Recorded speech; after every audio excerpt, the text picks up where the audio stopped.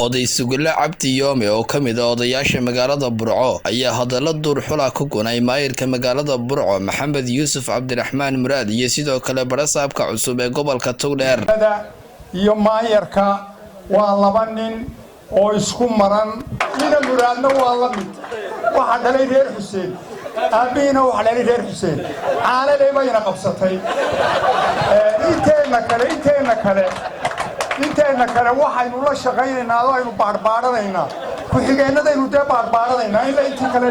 alaas ay oo talisay dhankiisana maayirka oo qabsaday codbaahiyaha ayaa hadallada durxulka ah ee oday Sugulle ku gunay maayirka iyo sidoo kale barasaabka ka jawaabay hadalka ka dambeeya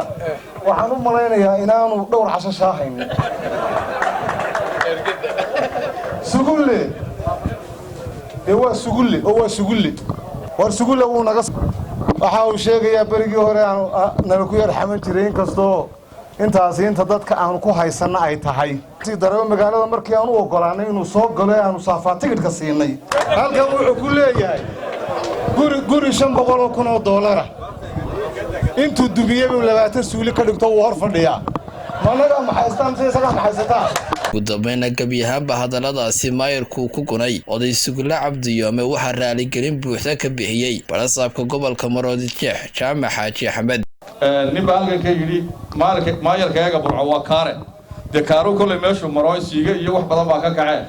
abtiga looma jawaabo labadeedaba abtibay noo yiraahdayaashay raali aadaba leh Cabdilaahi Maxamuud Muuse Xudayfi wararka telefishinka Ariel magaalada Burco.